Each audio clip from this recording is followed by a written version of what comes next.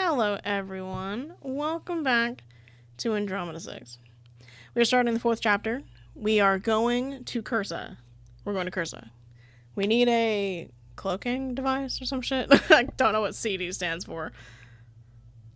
But we need a cloaking device to cloak our ship or whatever. And that's...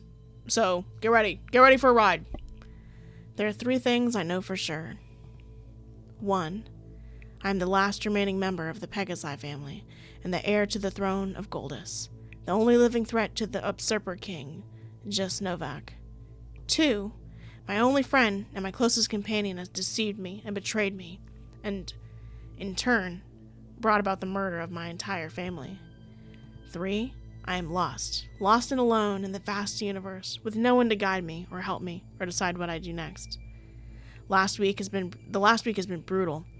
With the ship on course to Cursa, I've had more than enough time to reflect on the events of Tyrannium, and I try to come to terms with the life that I'm finding myself living. I'm afraid I'm not doing a very good job at it. I've tried to be strong, to conduct myself in a way that my sister would be proud of, but as each day passes, the cracks in my facade become easier to see. So instead, I hide, knowing that when I'm on my own, I don't have to pretend. The days are spent in solitude, silently trying to recall the faces from my past, panicking when even one insignificant tiny detail escapes me.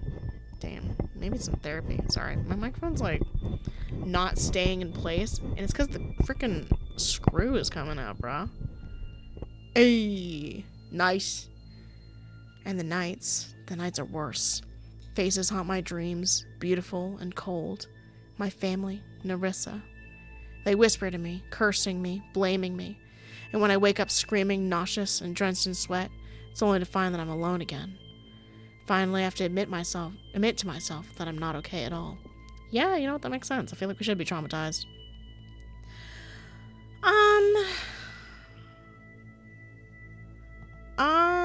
The healthy thing would be to cry. Just when I think I couldn't possibly cry any more tears, a fresh wave will start up. It's always triggered by something, a memory, a dark thought, a gesture from the crew. Though I haven't ventured out of my room more than a handful of times, I've been well cared for. Riona and Naomi had been bringing me meals, though I rarely eat more than a few mouthfuls, both of them seeming more and more concerned with each day that passes. The captain stopped by to keep checking up on me, though I can safely say that comforting others is certainly not one of his greatest strengths. I appreciate the gesture. And every day, I'll wake up to find a new drawing from Bash stuck to the front of my door. The drawings usually depict a certain assassin in various embarrassing situations. As ridiculous as they are, they manage to make me smile. June and Damon, I haven't seen. And the more I think back on their last conversations with them, the more I find myself pulling their words apart. Shock and stress have turned me into a recluse, and the more time goes by, the less I want to face the world. My thoughts drift back to my meeting with Vex, and the more I think about it, the more confusing the situation becomes. He used me to find the secrets to the palace, and I can't stop thinking about that attack. It was my fault. Everyone to the bridge. We'll be coming up on Cursa in a few hours, and we need to make sure we're prepared. Hey, that's us. I step onto the bridge per captain's orders, though I stopped in my tracks when a dark shadow cut me off. Hey. I give Damon a tired look, a sign that I don't have the energy to play his games right now. Good morning, Your Highness. Ready for an adventure? As long as you don't sell me out before we get there. He puts his hand over his heart in mock offense. Oh, he's so fine. But I don't miss the grin that tugs on the corner of his lips. Would you believe it if I told you that I've changed my ways? I swear it as a man of honor. I'm tempted to snort at the ridiculousness of his claim, but I hold it in. You don't have any honor, Damon. He stops and studies me, his smile fading. I might have been a little hasty. You think? You have to understand that the people on this ship, sure they're the pain in my ass, but they're as good as a family as I'll ever have. Wouldn't you do whatever it takes to protect the people you love?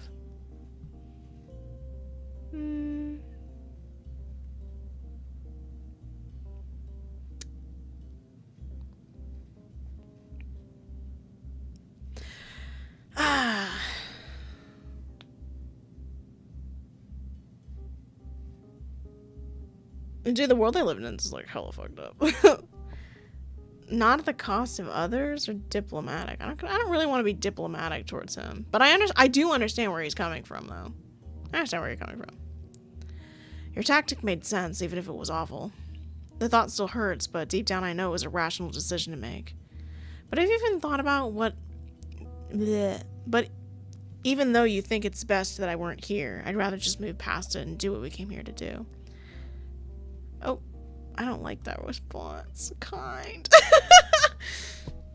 Wait, I don't know what to pick. I'm scared. I'm gonna look at all of them. I want him to love us. I'm scared. I want him to love us. It's not fair. It's not fair. And sacrifice another life in the process? What kind of royal would I be if I didn't think about others before myself? A smart one. I narrow my eyes and give him a firm look, thoroughly disagreeing. And that kind of thing is what got everyone in this mess in the first place. Damon huffs a laugh, stepping aside to let me pass as he says softly, "You're too good for us, Highness." I shifted my feet uneasily, raising a brow at him. "If this is you trying to apologize, you're doing a shitty job of it."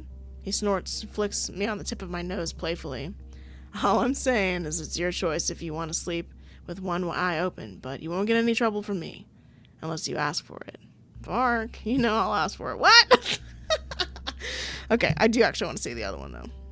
I roll my eyes, pushing back him to join the others near the cockpit. Okay, great. I did want to see how this would go. Yeah. It fixes me with a glacial stare as the air surrounds us. Don't go putting words in my mouth. I never said I didn't want you here. Ooh, tea. But you said it might wipe out the bounty from our heads, but trust me, Your Highness, I've dealt with worse things than a bounty from a madman. I shifted my feet uneasily, raising an eyebrow at him. Yeah, okay, trying to do a shitty job. I actually do like this response better. So I'm actually going to resave. Nice. Because I did like that response better. Okay, great. Because, again, I do understand where he's coming from. And I'm trying not to be like... I think kind would be better for leader. Because we're trying to be the opposite of what... I'm assuming what we're kind of doing when we're doing these things. Because I'm noticing a trend where we're picking, like... We're trying to pick up other people's perspectives. We're trying to understand the people around us. We're deciding what kind of person we're being while we're making those decisions. And I'm assuming it'll play into if we become, like, how well we would be able to take the throne back if we tried. You know what I mean? And I'm sure kindness would help that, question mark. Anyways, good. You're all here. Dude, I should have gotten something to drink. I actually recorded 2 of these in a row because I just really wanted to play the next chapter. Because I'm a criminal. Also because I'm recording the one I recorded for last week. I'm saying this as if it is next week for me. So last week for you is next week for me. But the one for last week, I literally recorded like the day before because I'm so smart. So this week, I also recorded Friday of last week, but I just got so excited. But I've been sitting here for an hour and some change, and my throat's dry. Whatever. Cauldron addresses the group who stands around me, his mouth setting in a grim line. We're not far from Cursa now, about 3 hours until we land. Nice. Besides Kay, we've all been here before, so you know the drill. The crew nods and murmurs, so the captain directs his orders at me. Don't draw attention to yourself. Carry a weapon at all times, and for the love of all things holy, don't take off anywhere on your own. Understood. I finger at the knife on my side, the only weapon I have available. Do I get a gun too? We do not know how to shoot a gun. No. Just take the knife. We'll be with Damon. We'll be fine. Cauldron gives me a severe look, and I try not to shy away from it. Do you know how to use one? Nope. Then you could be a danger to everyone around you, including the crew.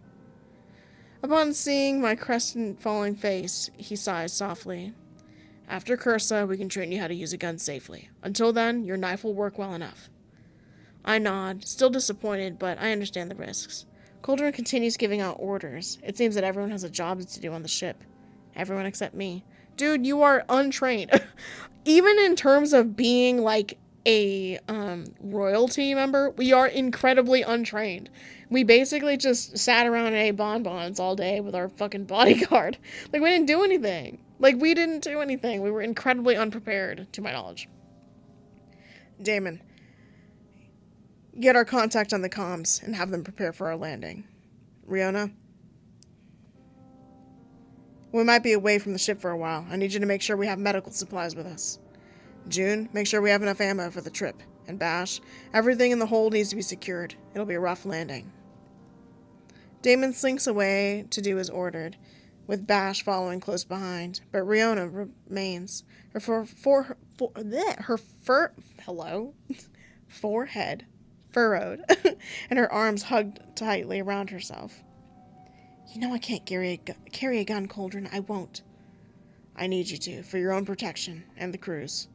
But what if I can't control myself? You know what happened the last time She trails off when Cauldron's face softens, and he lets out a long breath. You can handle this, Riona. I know you can. She says nothing, still looking uncertain as ever, until June steps forward and places a hand on her shoulder. I've got something you can use. It's non-lethal, but it's powerful enough to pack a punch. Riona hesitates, but then she finally nods her head in acceptance. He gives her a small, encouraging smile. Come on, let's go get it ready. With the crew dispersing to prepare for landing, Cauldron steps towards me. Hey.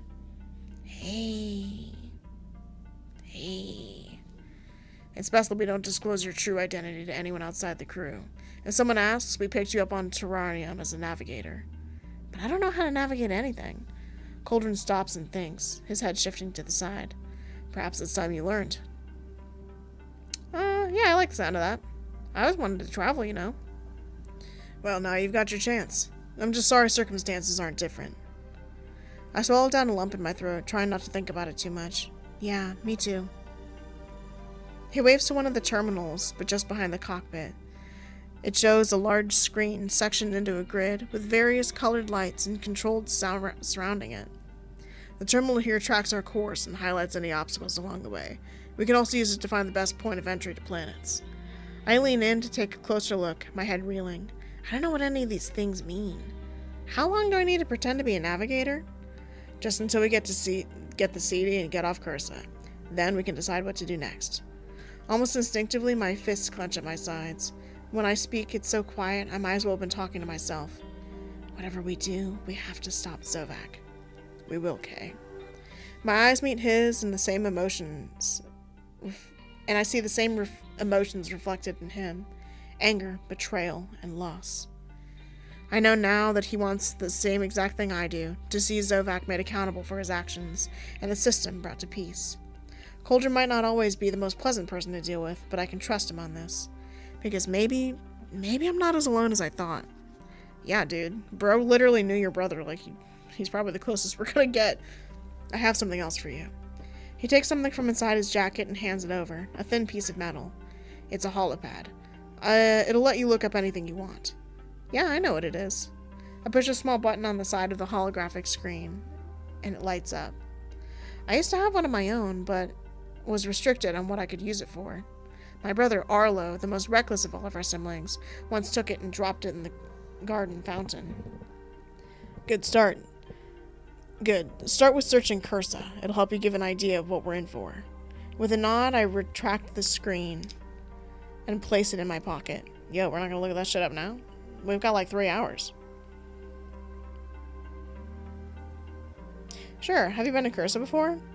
So have you been to Cursa before? A couple of times when I was training for the Guard. There's a division that steps in and deals with the disputes when the councils call for aid. I'm sure it's to no surprise that it was one of the first divisions to be corrupted by Zovac. Corrupted?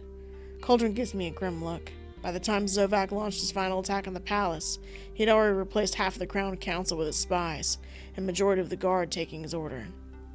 He spread through the system like a plague, worming its way through the veins of the powerful and influential. And when the time came to take the throne, I doubt he even had to lift a finger. Besides, the ones he used to put the crown on his head.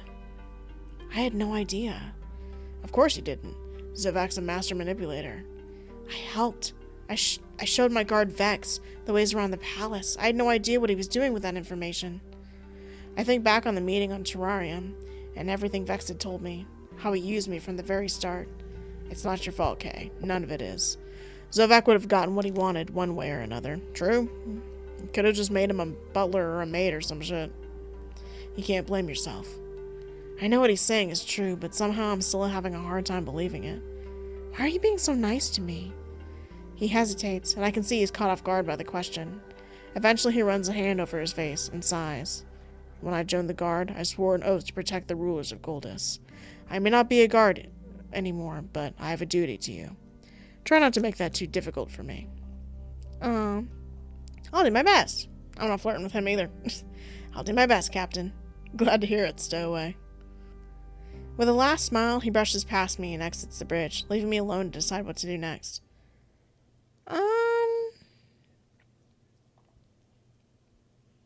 Man, I'm gonna have to, like, build some more saves or whatever. Well, I save a lot. It's kind of crazy. Stay on the bridge. With light steps, I make my way towards the pilot seat, where Aya is currently sitting. Oh, wait, hold on. Wait, that was picking the person.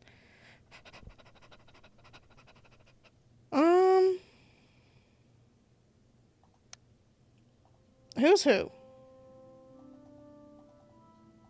I don't want to talk to her. I know who I want to talk to.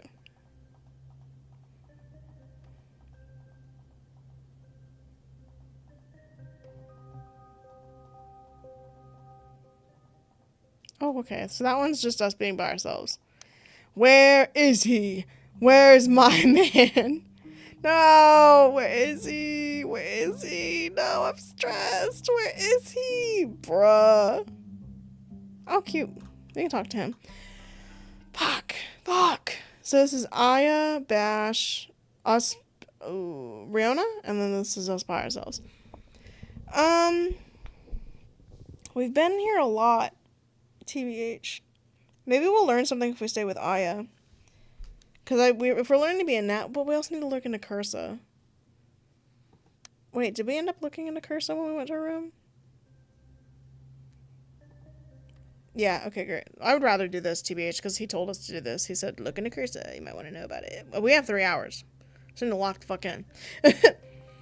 Once back in my room, I sit on the edge of my bed, pulling out my holopad Cauldron had given to me and navigating to the home screen. Typing Cursa into the search bar, I scroll through the various results that come up for it. Mostly I learned about the planet itself, classifies it as stored planet. Cursa is often at the mercy of the violent thunderstorms that wreak havoc on the surface. Civilization itself is divided by districts, 15 in total, and wasteland zones. There's a couple of Golden News articles, Goldian? Covering civil unrest on the planet, but besides that, I can't find much else. Eventually, I tuck the holopad back into my pocket, next to the music box I stow there, and lay back in my bed. I'm sure I'll learn something about Cursa soon enough. For now, I should enjoy the time I have on my ship before landing on this planet, so everyone...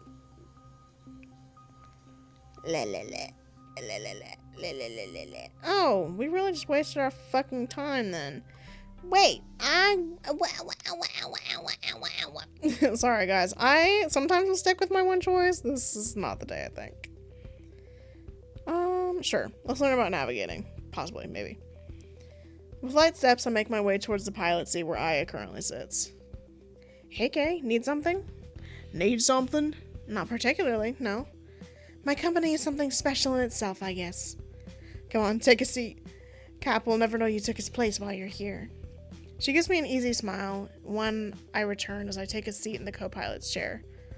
I'm just going over some settings before we land. Usually I keep the baby on autopilot, but the Cursan atmosphere isn't something any AI can handle, so I'll have to take charge to make sure we get there in one piece. Ask about the universe. I found myself drawn to the outside view of the large window in front of us, the endless space, speckled with stars and planets and universes I've never seen before. Have you visited a lot of places? In Soltoa? And anywhere else? Aya turns her gaze outside, pursing her lips. As you already know, I didn't travel much back in the day, until I joined the guard. All I've never known of Soltoa had been Kiltofa and Goldis. Ever since, I've been pretty much everywhere in Soltoa, even Bolton. Well, from a distance, obviously. Never outside of Siltoa, yet. She turns her head to face me again, throwing an easy wink as she slides down onto her seat. Someday I will, and I'll let you stow away on my ship if you want to tag along. Her laughter is infectious, and I can't help but join the honorable mention of my lovely nickname. Would I take her up on her offer if I had the chance? Drop everything I had to leave and brave other systems? I'm not sure, but it's an idea. I swallowed the dry lump in my throat when memories of the last person who talked to me about traveling threatened to surface, forcing myself to focus on the present and on the people who care about me, on Aya. Well, that sure looks like a deep thought. A credit for it. I was thinking about traveling. Is that what I said? Yeah, thinking about traveling. I smiled softly, thinking about all the different places out there. I was just thinking about traveling, discovering new places, meeting new people. Yeah, I'm biased, but I think traveling is neat.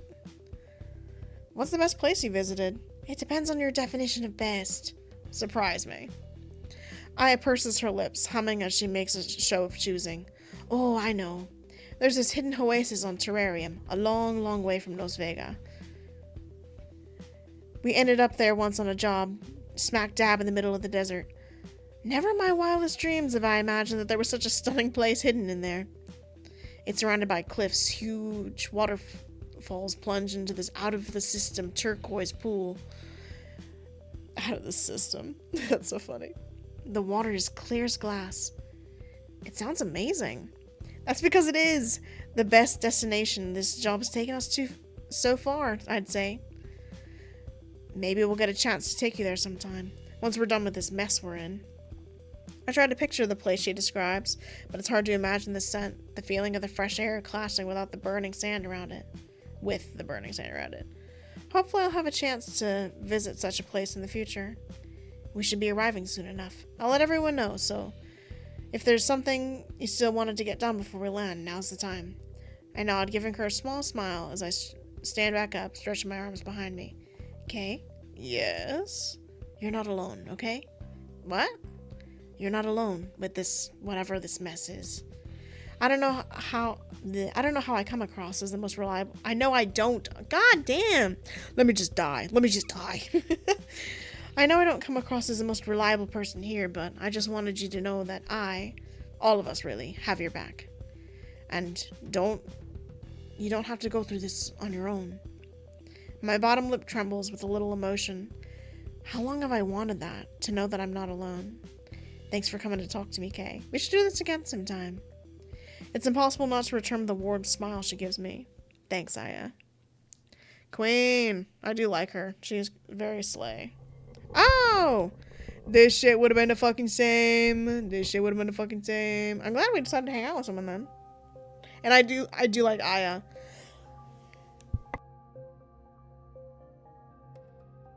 Sorry, I'm dying. I actually probably need to get a drink because my throat's absolutely killing me. Because if it was just going to be the same anyways, then I would have preferred we talk to someone anyways. Yeah, it's going to be a bumpy ride. Hey! When I reach the bridge, I take the seat in the front of the navigation panel, making sure the seatbelt is safely in place.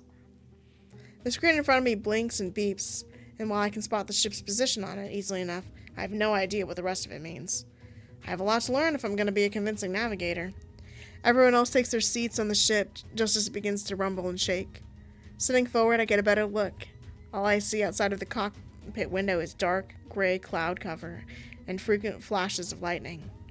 Rain lashes against the glass as Aya concentrates on our course, Cauldron co-piloting from the seat beside her. We need to descend quickly or the storm will push us off course. Oh, I had no idea. Here I was, taking a joyride through the storm for fun. You won't be making jokes when a bolt of lightning hits us and we go plummeting to our deaths. You won't be making jokes when a bolt of lightning hits us and goes plummeting to our deaths. Real mature, Aya. The two of them continued to bicker as we descend through the clouds. The ship jolted every which way by the wind and rain. Oh. It's giving we got hit by lightning. The lights flicker overhead as thunder crashes and rumbles through the ship. I grip the sides of my seat, thankful for the seatbelt screwing me in place as we're thrown from side to side. We pick up speed, shooting through the clouds faster and faster. I am his knuckles growing white from where she grips the thruster. We're gonna die, we're gonna die, we're gonna die. Shut up back there, I'm trying to concentrate on keeping you alive. Concentrate harder, I have too much to live for. With a final push, we break through the storm. Below us lay a sprawling city, barely visible through the layers of mist and fog that cover it. There are lights scattered here and there, but overall the place gives off the kind of darkness that makes my skin crawl. Bunker up ahead. Cauldron announces, and the ship slows enough for me to make out the crumbling, dilapidated buildings we pass overhead. When Ayame slows us to a complete hover over the enormous building that looks like a factory, I let out a breath of relief. We made it through one storm, but who knows what else will be waiting for us. Leaning against one of the crates in the dock, I quietly watch the crew gather everything they need before disembarking, each and every one of them eager to be done with Cursa as soon as possible. I can't say I don't feel the same way. The tone of the crew is solemn, and there doesn't seem to be a single thing that makes the trip here worth it besides the CD. Though, I don't know how they expect to pay for this particular piece of tech. My pocket grows heavy as I weigh my options. I don't want to be a burden on this ship. I've been given a place and a position, and I intend to earn it. Curling my fingers around the small cacophonite music box in my pocket, my confidence falters for a moment. The music box is a memento, the only piece of my past that I have left, but I don't need it to remember. Not anymore. Golly. I'm sitting up. Hello? It's only a trinket, nothing more than a material possession, and one that can help us leave this planet sooner rather than later. I'll miss it. It weighs heavy in my pocket, and it has been a constant reminder that there was someone once who loved me, someone who may still be watching over me. I want to make her proud, and I'm trying to accept that this is what I have to do. This is the first step towards taking control of my life. I've got a plan. I just hope the crew will understand what I'm trying to do for them. Damon? I take my chance as the second in command strolls past me, an unreadable expression clouding his features. He seems half lost in thought when he turns to me, drowning in memories of this place I can't even begin to fathom. What? His voice is sharp as a razor, and I'm reminded of his plan to sell me out just the other day. But he's assured me that I don't have to worry about that anymore, and I have no choice but to believe him. Well, what do you want from me? Well, someone woke up on the wrong side of the bed. How about an apology for starters? His lips tilt into a half-satisfied smirk, though his eyes are still distant. Like, for once, he's not even trying to make an effort to get under my skin. Thing is, I'm not a fan of those. Would empty words of apology ease your royal heart? I'm not in the mood, nor do I have the time to play its little games. It's best we got down to business already, before the rest of the crew notices we're taking too long to follow them. Forget it. I need you to sell this for me. What? Taking the music box from my pocket, I grabbed Damon's wrist and placed it in his palm, giving it one last look. He closes his fingers around the trinket, and I look away before my resolve falters. You sure? Yes, I know the crew said they didn't want to make me sell it, but I want to. Tired of being helpless. I'm tired of just being another mouth to feed on this ship, and of other people making my decisions for me. My whole life I've been helpless, and I'm sick of it. I want to help, but I can't do it on my own. I don't know what had pushed me to open up to Damon of all people, but maybe it's knowing he won't judge me for it. I know he understands what it's like to want to take control of your own life. You're from Cursa and you know things. I'd like you to sell it so we have enough money for the CD without jeopardizing supplies or anything. Please. My eyes sting with unshed tears, and I blink them away. I've made my decision, so no use crying about it now. His face is still a mask devoid of any expression, yet his eyes are finally focused, and it feels like for the first time since we started talking, he's truly seeing me. You won't do it? Won't you let go of my arm? Realizing I haven't let go of his wrist since I gave him the music box, I quickly do so when he points it out, giving him a tight-lipped smile as I straighten up. Well then, consider it done. He slips the music box into his pocket, and just like that, it's gone. A little piece of my heart shatters, but it's a small price to pay for my future. A short, quick nod of his head later, he walks away. Not a single Your Highness snide remark, no joke. Something is truly off with Damon. I wonder if it's being on Cursa that has him like that, but I can't afford to think like that now. I watch him leave, pushing away the memories of the day Nerissa had given me the gift. Wherever she is, I hope she's proud of me for taking this first step. I know she would have done the same thing if she was in my shoes. With renewed resolution, I raise my chin and prepare myself to face whatever comes next. Hey, this shit's just great. I was expecting something a little more dilapidated. It just looks like a warehouse. Stepping off the ship, we find ourselves in a bunker as large as an aircraft hangar. The metal walls encasing us have been rusted by both time and no doubt weather raging outside. The smell of ozone hangs in the air. Ramps separate us from another space below, filled with people running back and forth. Shipping containers and weapon racks litter the space, and tall metal doors further down indicate the place is larger than it first appears. A symbol covers the door from top to bottom, a red moon tearing through a dark sky. I eye nearby bot who guards the closest door, armed to the teeth with the kinds of weapons I've never seen before. A chill runs down my spine at the gaze it throws my way, its red eyes blinking as it focuses in on us. I shuffle a little closer to the crew. Should we introduce ourselves? We already have. Looks like our contact is running late. Bash and Aya stand together, taking in the sights. Out of everyone, they seem the most excited to be here. I'm dying to take a look around. Did you see that MM-35 over by the ramp? I bet June's aching to get his hands on it even more than I am. Colden clears his throat, and Bash lets out a sigh, leaning against the railing. The captain looks a little less impressed by our host's tardiness, though that doesn't surprise me in the least. I decide to stick with Aya and Bash for the moment, hoping to get more information from them. Who are we meeting anyway? Aya folds her arms over her chest, her hollow flickering in front of her eyes. They call her Boss, but that's all I've got. Apparently she's an old friend of Damon's, but him and the captain aren't exactly in a sharing mood. You can say that again, and here I thought that Damon would be happy to reunite with an old friend. Especially one of the female persuasion. I on my winks and I don't miss the insinuation. The person we're meeting is a woman. No shit! Would you need me to spell it out even further? Like, damn. Friend? I'm not sure even the assassin knows the word. I'll bet you 100 credits whoever it is had tried to off him before, maybe even more than once. And I'm sure he gave it back as good as he got it. You know, it could be an old girlfriend. I wouldn't be surprised if both were true. I think we're onto something, Tin Man. Ayame lightly punches Bash on the shoulder while he chuckles, the two of them getting lost in the details of their high-stakes guessing game. Both? You're saying they were friends and they were trying to kill each other and they were dating? How does that even work? Wouldn't you like to know?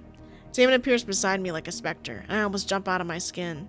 His lips tilt at my reaction, and I see his face has finally gained some of the mirth he was lacking earlier. If you're not telling, then I guess we'll just have to ask her when she gets here. Good luck trying to get anything out of her. The captain scoffs at the idea, his lips set in a permanent scowl that only seems deepened by the second.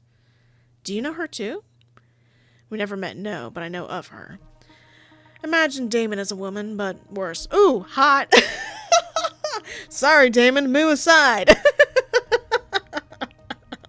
There's a fine woman in here. Oh, please. You adore me, Cal. Admit it already, won't you? You're late. Redhead! No, you're early. We all turn to the voice, noting the masked woman who makes her way towards us. Her steps are so quiet, they could rival Damon's. The people she walks past all give some sort of salute. She's clearly the leader of this place, and despite her stature, her presence is imposing. She steps up to Cauldron, a hand shoved casually in her pocket coat. I'm assuming you're Cal. Cauldron scowls at her, either lost for words or just desperately trying to rein himself in. Pulling down her hood, the woman presses the hidden button next to her mask, and it depresses, revealing her face. Batty! Oh my god, she has heterochromia. Bark, what? Bark! Bark. So hold on, I'm doing the thumbnail. Fuck yeah. Anyways. Oh wait, no, that should be the thumbnail. Hell yeah, that's a thumbnail for sure. Let me just get that real quick. There we go. That's the thumbnail. Nice. I thought you'd be taller. Bash chokes on his laugh as she stops in front of us, the top of her head barely reaching the captain's shoulders. Her features are delicate, but the glint in her eye makes it clear she's not trying to fool anyone. Yeah, you would be a pair, huh? Don't call me that. Don't bother, she's not going to listen to you. Damon steps forward, putting himself between the two of them as he smirks down at her. Of course I'm listening. I just find it that Cal suits him better. You haven't changed at all. Wouldn't love me as much as if I had. Damon chuckles, his posture relaxing as he reaches to ruffle her hair, and she swats him away with a roll of her eyes and an easy laugh. Oh, siblings, for sure. You could say, girlfriend, it's siblings as fuck. Seeing him interact with someone in such a familiar way is strange. The way his shoulders relax and how it seems the inner turmoil he's been experiencing earlier just vanishes around her. I can tell they're close, in a way I've never seen or expected him to be with anyone. Damon had said there was nothing worth remembering from this place, but maybe there had been someone. Let's hurry this up, shall we? I'd like to leave as soon as possible. Introductions are in order, then. This is Elisa Ambers, the current leader of the Crimson Dusk Gang. Crimson Dusk Gang is crazy. Current. You say that if there's any chance I'll be replaced. You never will know when you might bite the dust around here. That mystery is what keeps me feeling alive. Cauldron clenches his teeth and hurries through the introductions, throwing my name in casually somewhere around the middle. It seems as though he hoped Elisa wouldn't notice anything out of the ordinary, but her sharp eyes settle on me once he's done, her eyebrows lifted in curiosity. Should I call your fancy friend by their title, then? Why did I give her an accent? What? Cauldron frowns, and though I don't miss the way his shoulders stiffen. Kay is our navigator, though I don't see why that would matter to you. Of course they are. Nice to meet such a royal member of the crew. In any case, why every bitch know who I am? How did they not know who I was? But apparently, did you tell Damon? You fucking dude. He's like what's that bitch's name? Oh my god, he's from oh man, I wish I could remember his name right now. From Scott Pilgrim, that gay kid in it. I can't remember his name, but he's iconic as fuck. Where he's texting he's texting Scott's sister something in his sleep. Iconic as fuck. I love that guy. That's literally Damon right now. Oops, I meant loyal. The smile she throws my way is nothing short of predatory, her mismatched eyes glinting as if she just stumbled upon an unexpected treasure. The crew shifts around me, tension hanging thick in the air. I don't know how, but she seems to know who I am, and I can't tell if that's dangerous or not. I think I have a crush. It's crazy. Save. Nice to meet you. I give a small smile and attempt to smooth out the tension and hold out a hand. Surely she can't know who I truly am. Pleased to meet you. She barks out a laugh at the introduction, but she accepts my hand, giving me a firm handshake. You might want to tone down the etiquette around these parts. Wouldn't want to draw any unwanted attention, would we? Anyway, I assume you're here for some reason other than my delightful company. As we discussed over our comms, we're here for the CD. How much is it going to cost us? Same as we agreed on. Don't think of shorthanding me now, Cal. Fine, I'll arrange for the credits to be transferred. Plus a tiny little favor, of course.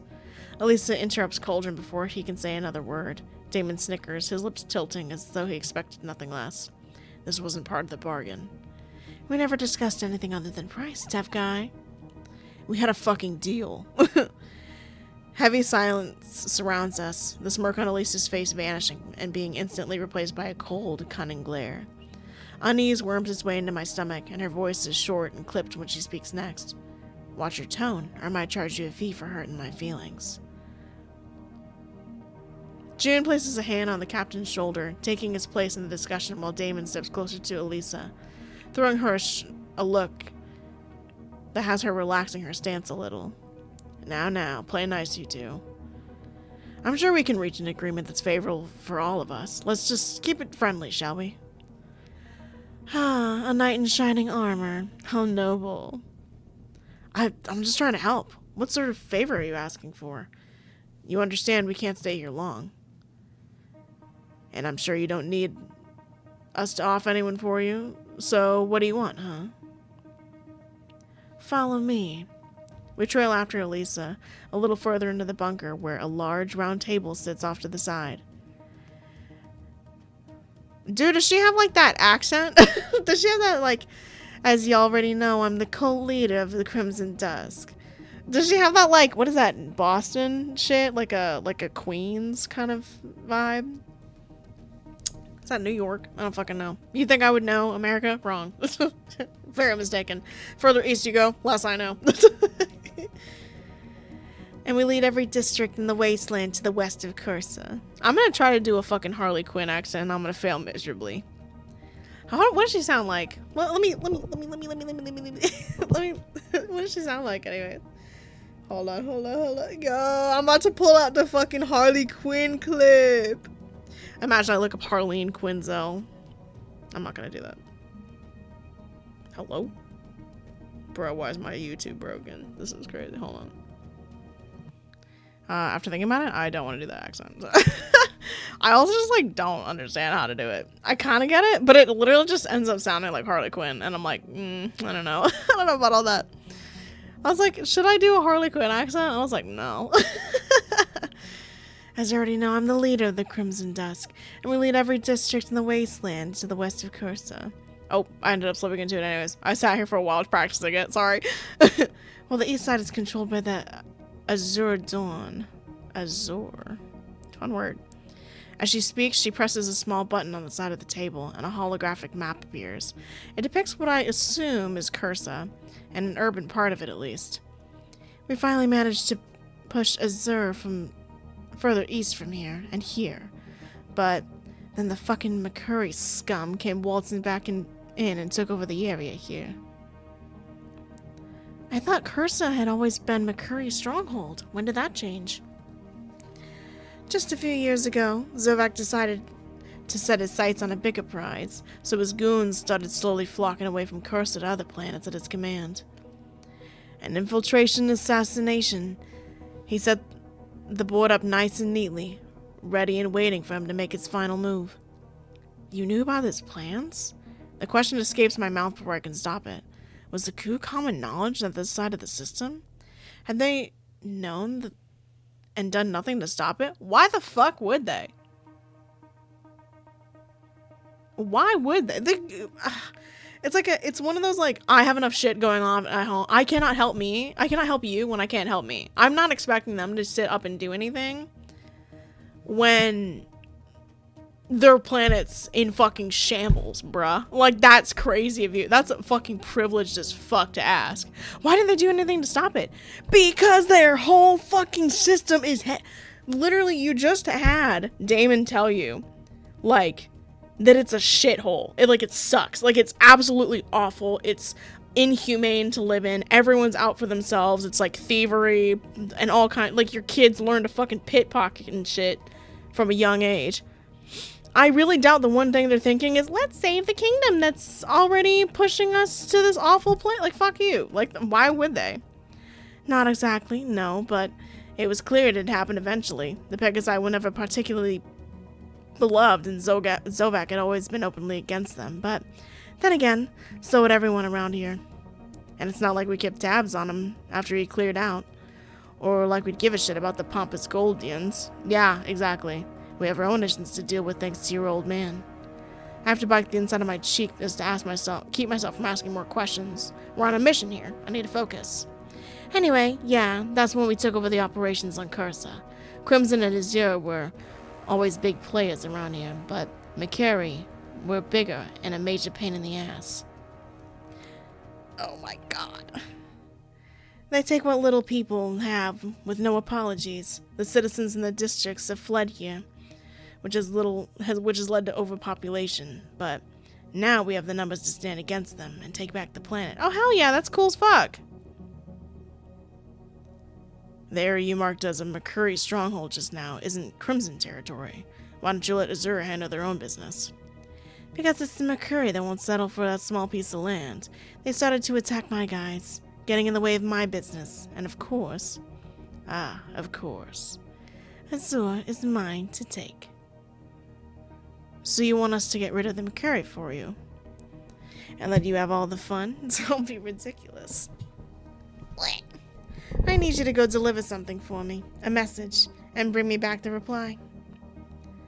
The enemy of the enemy is my friend, huh? Elisa cocks her head at that, shrugging. A heavy sigh comes from my side, and I turn to see Cauldron pinching the bridge of his nose as the realization dawns. You're working on a peace offering. A truce, yes. We'll most likely go right back to killing each other once we get rid of the McCurry. Why not take a chance to work together in the future, make amends, and give the people here a chance at a decent life?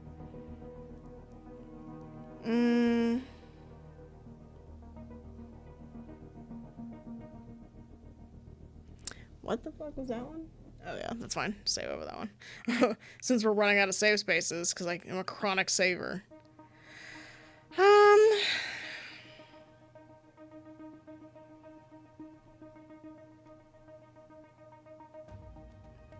Like, it's not... I think it's really idyllic to think... to, like, want to bring peace, but I know it won't be that easy. It's not going to be that simple. It's not going to be as simple as, like, well, they're gone. Everything's better now. Like, there's still going to be a lot of bad blood. And, like, you're going to have to... It's going to be generations of people before they even unlearn all this shit that they've had to learn. So I don't really know what any of this shit means.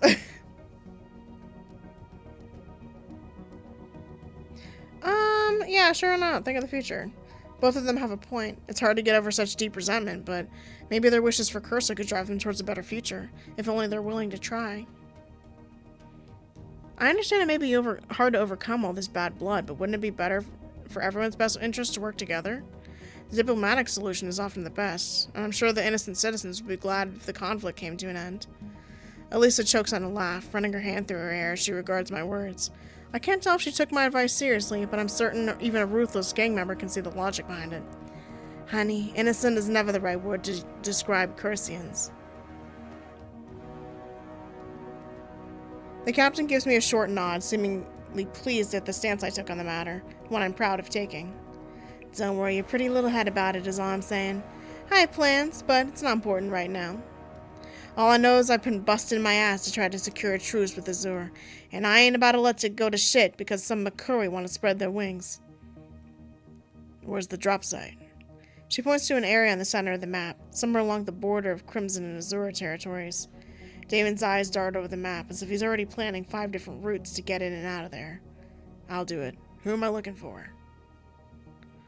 You're not going out there on your own. It's too dangerous. Don't send me. I don't know shit. Don't send me. Don't do it. I'm the best man for the job, and you know it. He's got a point, Damon. What? Not you two. Come on. Shit's changed out there. You've been away too long. The tension settles between them, a silent conversation none of us can understand but them, until Damon lets out a deep breath, his shoulders slumped in defeat.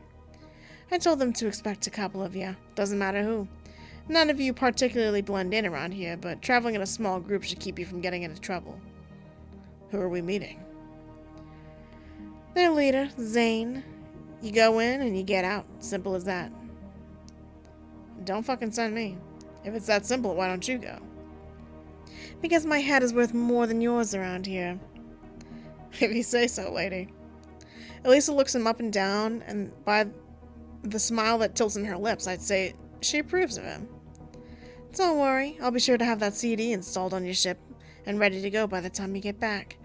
Those of you who remain are welcome to enjoy our hospitality while my crewmates get to work.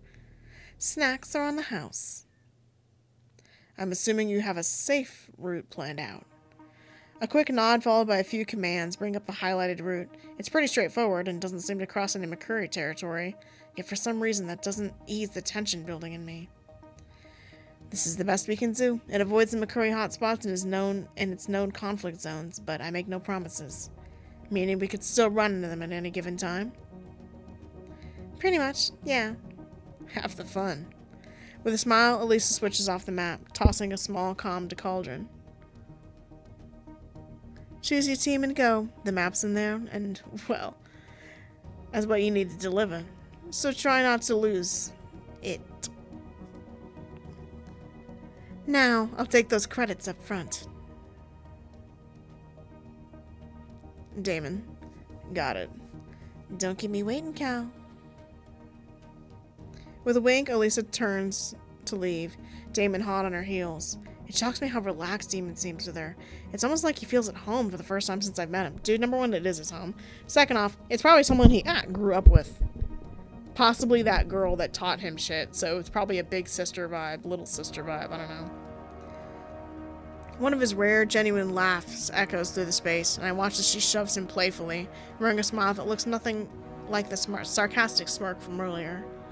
I turn away when Elisa leads him through the door, guarded by a bot, which I'm assuming leads to her private office, or quarters.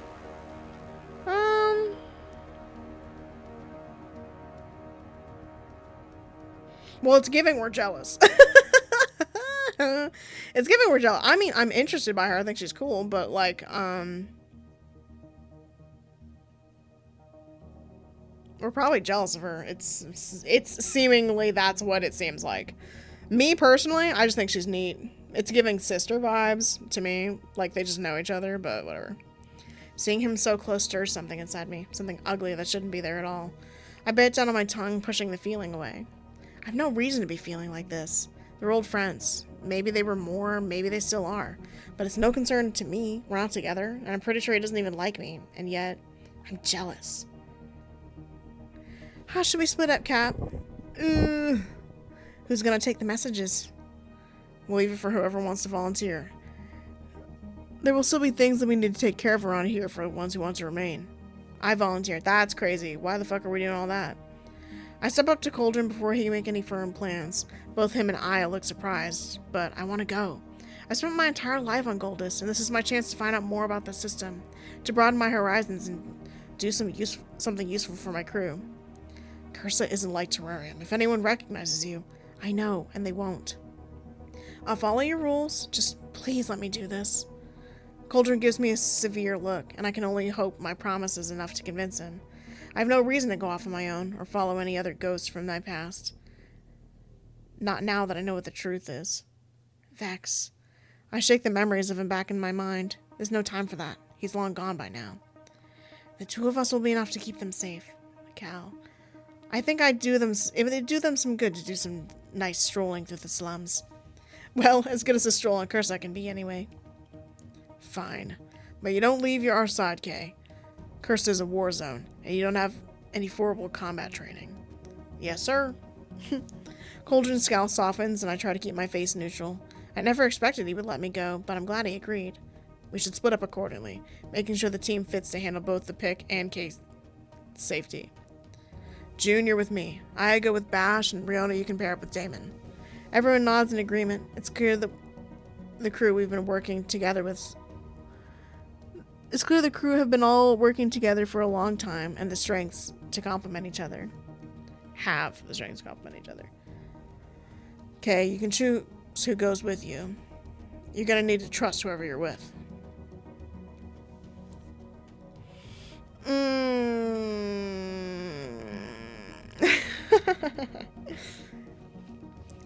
Here's my tish, here's my tea. Here's my tish, here's my tea. Genuinely, the people who I think would keep me really, really safe in this pack would probably be Aya and Bash, just Damon, and then probably Cauldron or June. Cauldron and June have this, like, protective dad vibe that I just genuinely really trust. Aya seems like a fucking crazy bitch. Like, she's off the fucking walls. I love her. Baddie. Bash. I think he is I don't know what the word is. Someone who uses guns. I don't know what the proper term for that is, but he's someone who uses guns. So I'm confident in his ability to use a gun. Damon.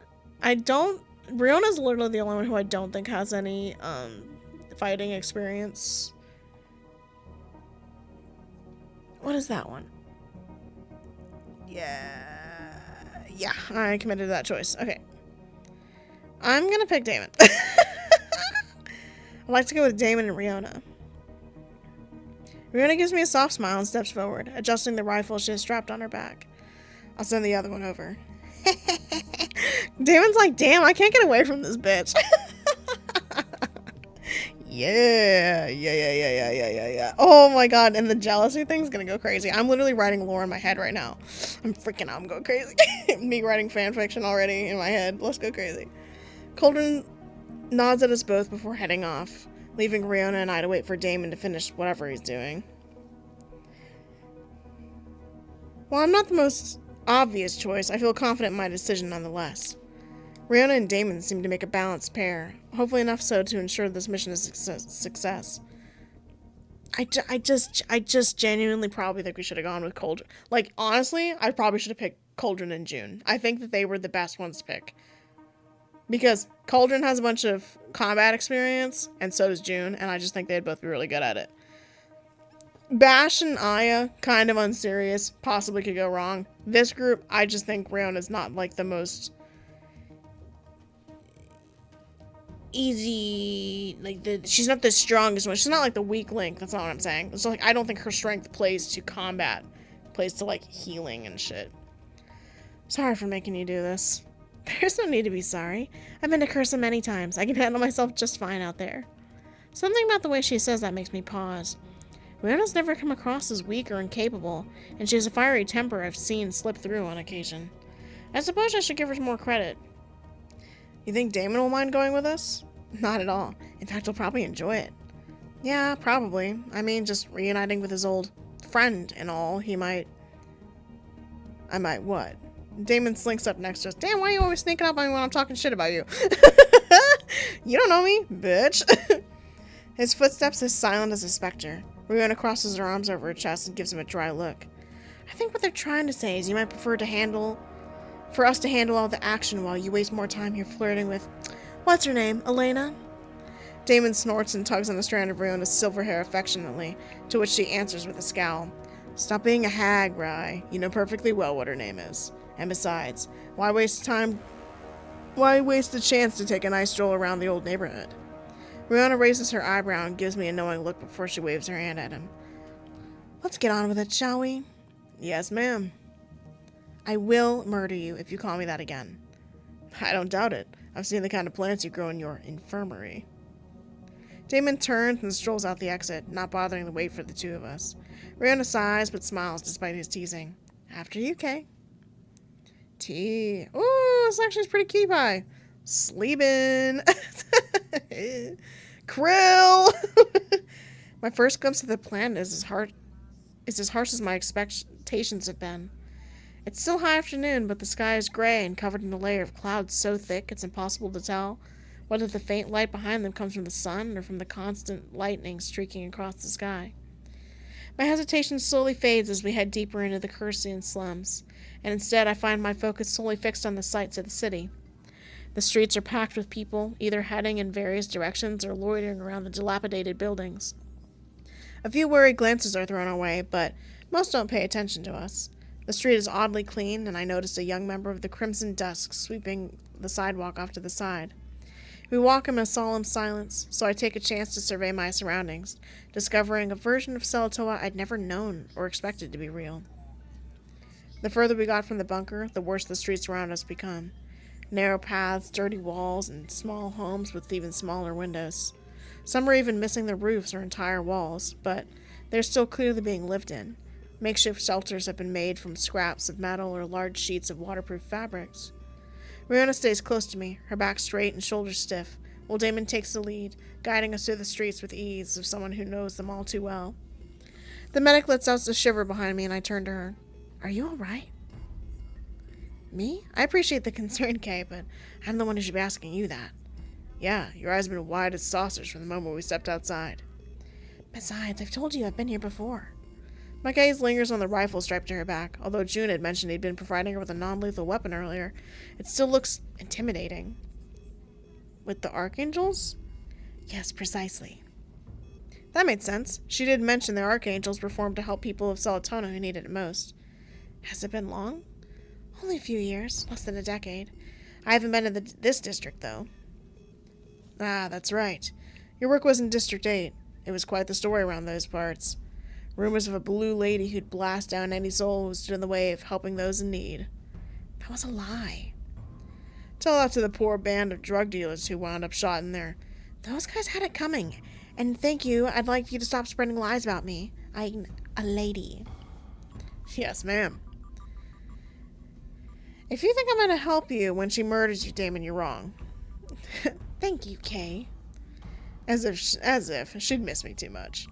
Riona gives him a stern look, but she cracks when he wraps her arm around her shoulder, messing with her hair with the other hand.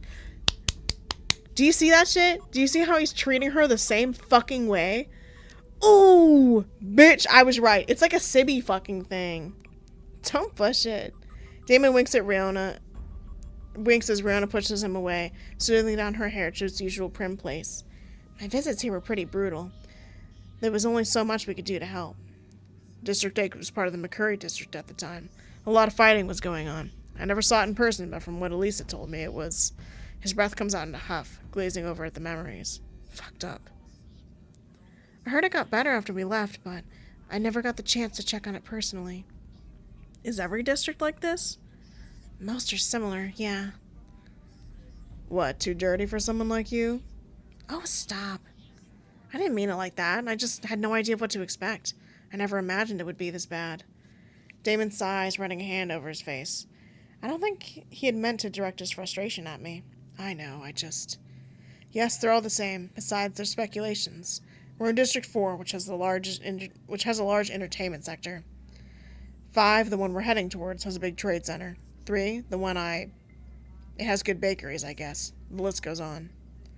You're from District 3? I am, but we won't be stopping for a reunion. Ain't a damn thing worth seeing there anyway. His smile feels too forced, quickly fading from his lips as he mumbles. Well, the cookies were good, but I can make them better. Riona and I exchange a look, and I see a small smile pull at the corner of her mouth. Oh, good. We'll hold you to that when we get back to the ship. They share a smile, and the three of us fall into comfortable silence. Since when can Damon bake? I don't know, but that's cutie pie. Ask more? Oh. I mean, yeah. We're supposed to be learning about this place. If we're trying to get to the point where we fix everything, we have to figure out what the fuck happened. How did things get so bad around here? Damon and Riona share a grim look, one that I'm clearly missing out on. The council never cared much for what they deemed as unimportant. Unfortunately, that included the people. Yeah, like anything on the Outer Ring. The further you go from Goldus, the less they give a damn. The Council of Iron is theoretically in charge of Cursa. They abused their power for years until they ended up joining McCurry. Now Zovak has them in the palm of his hand. I had no idea things were this bad. I thought... What did I think? That my family cared about their people? The more I learn, the more I feel as if Narissa had been the only one to care about anything. And that thought makes me sick to my stomach. Don't beat yourself over it, Kay. I know you don't need to hear this, but it's not your fault. Nobody blames you around here. Heck, I don't think most of them even know you exist.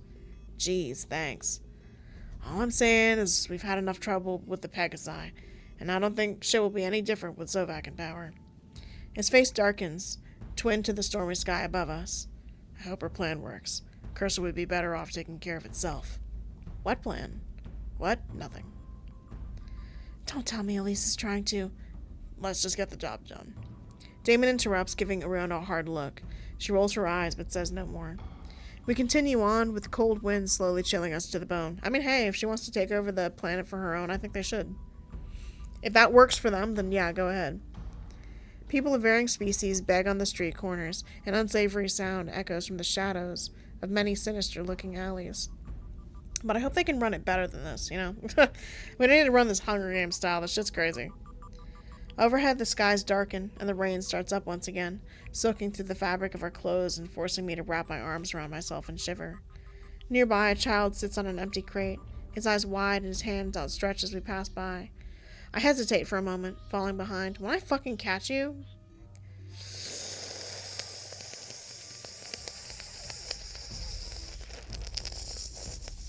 Let's just see what happens. Search for donation. I rummage around my pockets but come short, giving the boy an apologetic look. The clinking of metal hits my ears as Riona steps up beside me, producing a few coins and dropping them in the boy's hands with a kind smile. With a grin growing from ear to ear, the boy scurries off and disappears among the crowd of people. I turn to Riona, whose face is setly grim. That was nice of you. I wish I could do more, but at least he'll eat tonight. And unfortunately, we can't help them at all. Damn, keep up, will you? So then my question is, if I don't help him, what will happen? Okay, it's the same. So I'm actually, yeah, I'm gonna do that then.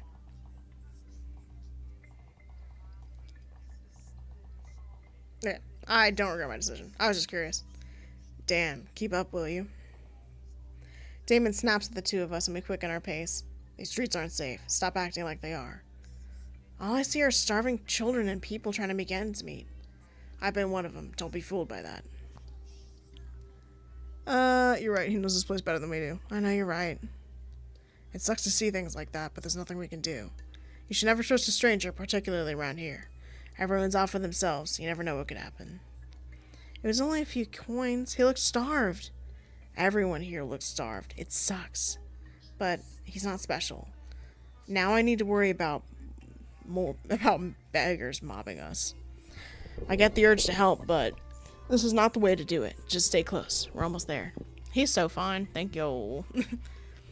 Like, I totally get where he's coming from, what he's thinking. Sometimes I don't agree with him, but for the most part, I'm like, hell yeah. I make a face at his back, but it doesn't stop me from casting a few worried glances around us. When I see no one there, a small wave of relief flashes over me. We walk in silence for a good long while, but I'm happy for it. This place has put all of us on edge, and we can't afford to be distracted from our mission.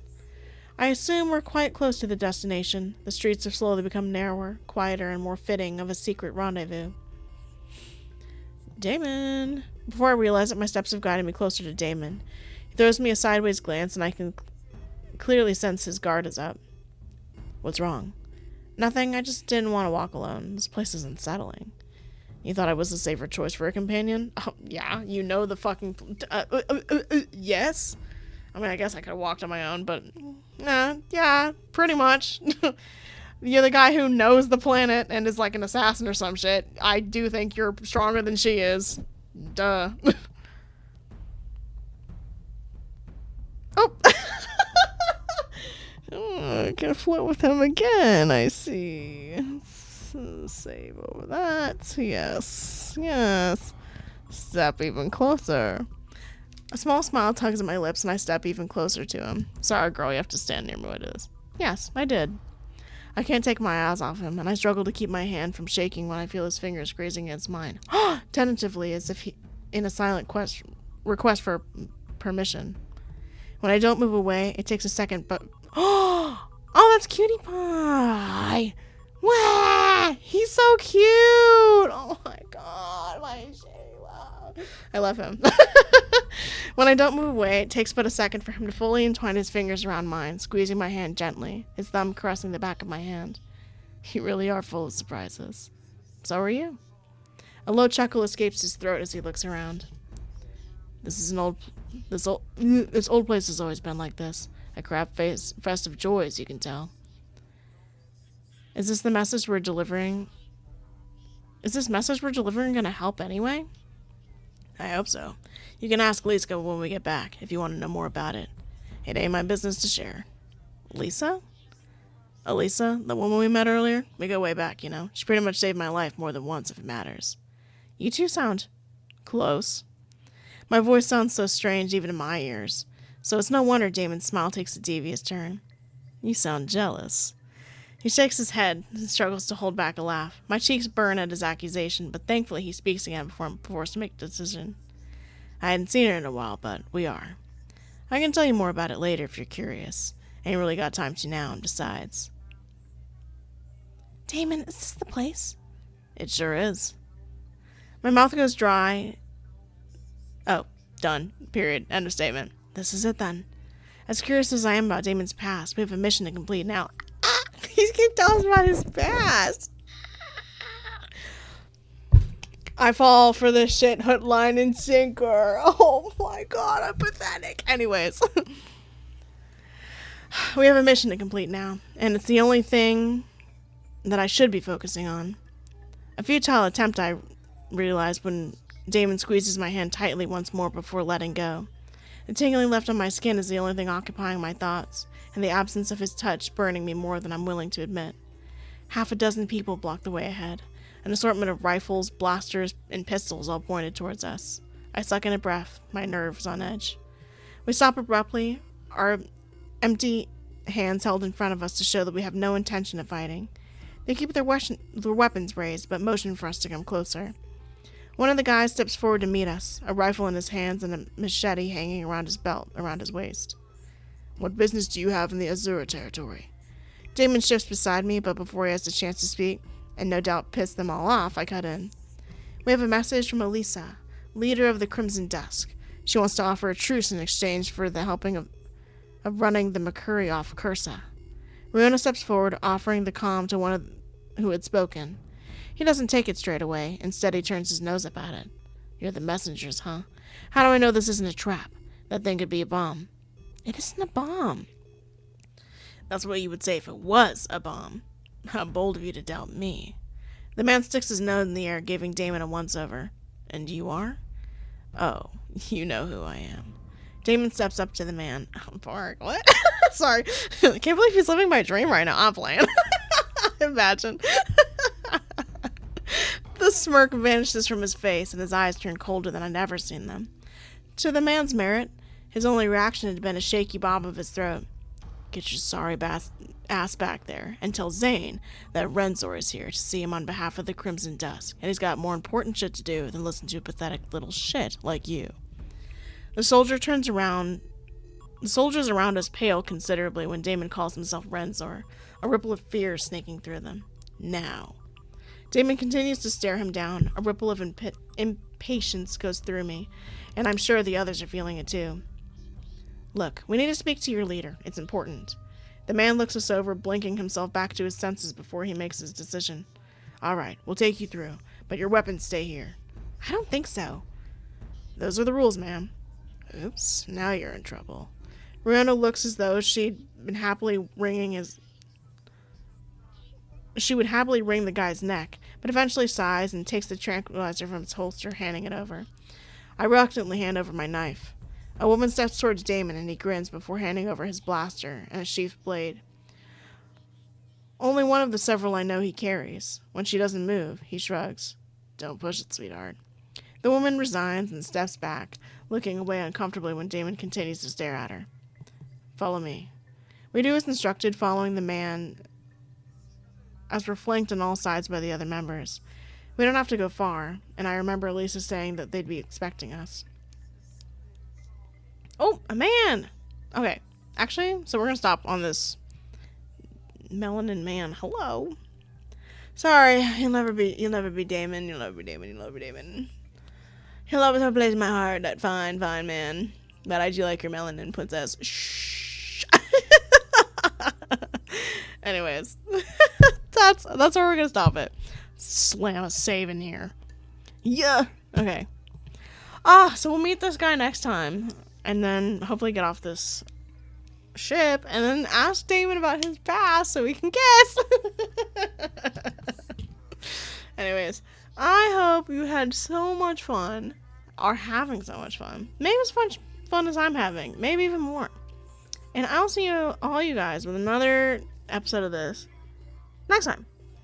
Bye.